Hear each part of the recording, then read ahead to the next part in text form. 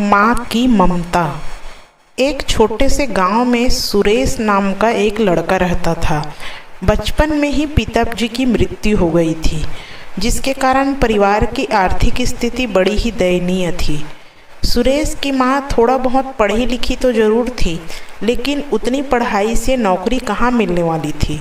सो घर घर बर्तन मांजकर और सिलाई बुनाई करके किसी तरह अपने बच्चे को पढ़ा लिखा रही थी।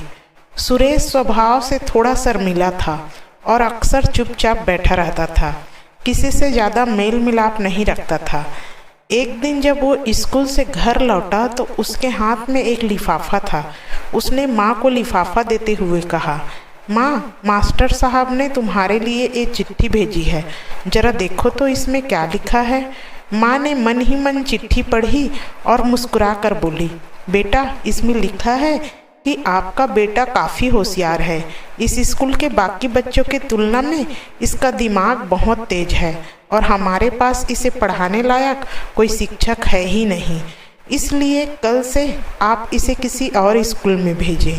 यह बात सुनकर सुरेश को स्कूल न जा सकने का दुख तो हुआ, पर साथ ही उसका मन आत्मविश्वास से भर गया कि वो कुछ खास है और उसकी बुद्धि तीव्र है। माँ ने उसका दाखिला एक अन्य स्कूल में करा दिया।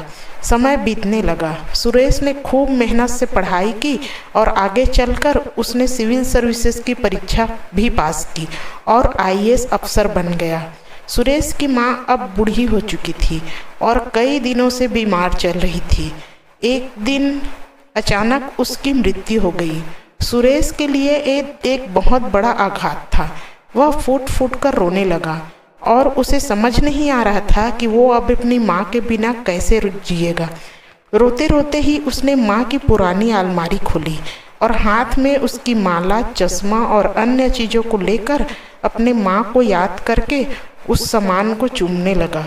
उस अलमारी में सुरेश के पुराने खिलौने और बचपन के कपड़े थे जो संभाल के रखे हुए थे। सुरेश एक एक कर सारी चीज़ें निकालने लगा और तभी उसकी नज़र एक पुरानी चिट्ठी पर पड़ी।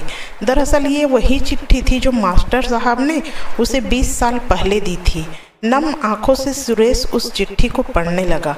आदरणीय अभिभावक, आपको बताते हुए हमें अफसोस हो रहा है कि आपका बेटा सुरेश पढ़ाई में बेहद कमज़ोर है और खेलकूद में भी भाग नहीं लेता है।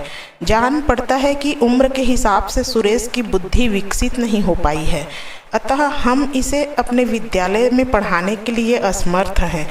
प्रिंसिपल, आपसे निवेदन है कि सुरेश का दाखिला किसी मंद बुद्धि विद्यालय में कराएं। अपना खुद घर का रख कर इसे पढ़ाएं। सादर प्रिंसिपल। सुरेश जानता था कि भले ही अब उसकी माँ इस दुनिया में नहीं रही, पर वो जहाँ भी है उनकी ममता, उनका आशीर्वाद सदा उस पर बना रहेगा।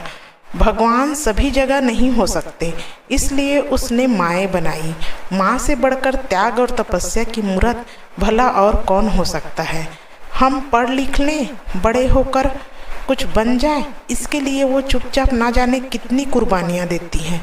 अपनी ज़रूरतें मार कर हमारे शौक़ को पूरा करती है। यहाँ तक कि संतान बुरा व्यवहार करे तो भी माँ उसका भला ही सोचती है। सचमुच माँ के जैसा और कोई नहीं हो सकता। कहानी कैसी लगी दोस्तों, बताइएगा, और अगर अच्छी लगे तो प्लीज़